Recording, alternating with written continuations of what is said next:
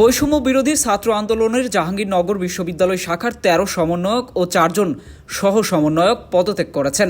৩ October বিকেল ৪:৩০টার দিকে বিশ্ববিদ্যালয়ের ছাত্র শিক্ষক কেন্দ্রে সংবাদ সম্মেলন করে পদত্যাগকৃত সমন্বয়ক ও সহ সমন্বয়করা এ তথ্য জানান। তারা অভিযোগ করেন, বৈষম্য বিরোধী ছাত্র আন্দোলনে কিছু সমন্বয়কের বিতর্কিত কার্যক্রম ও ব্যক্তিগত স্বার্থে সংগঠন ব্যবহার এবং বৈষম্য বিরোধী আন্দোলনের মূল স্পিরিটের বিরুদ্ধে কাজ করায় তারা পদত্যাগের সিদ্ধান্ত নিয়েছেন।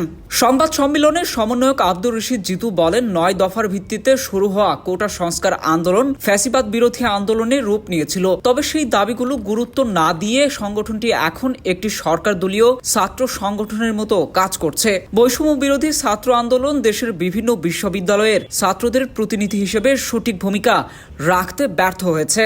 তিনি আরও বলেন, জাবির বৈষম্য বিরোধী ছাত্র আন্দোলনের কতিপয় সমন্বয়কের জাবিকে জাতীয় পর্যায়ে তুলে ধরতে অক্ষমতা, সহযোদ্ধাদের প্রতি বৈষম্যমূলক আচরণ এবং গত 18 সেপ্টেম্বর সাবেক ছাত্রলীগ নেতা ও সন্ত্রাসী শামীম মোল্লার গণধুলাইয়ের পর পুলিশ হেফাজতে মৃত্যুর ঘটনায় ভিডিও ফুটেজের ভিত্তিতে একাধিক সমন্বয়কের নাম উঠে আসার ব্যাপারে কোনো ঐক্যবদ্ধ অবস্থানে আসতে না পারায় আমরা সমন্বয়ক পরিষদ থেকে পদত্যাগ করছি।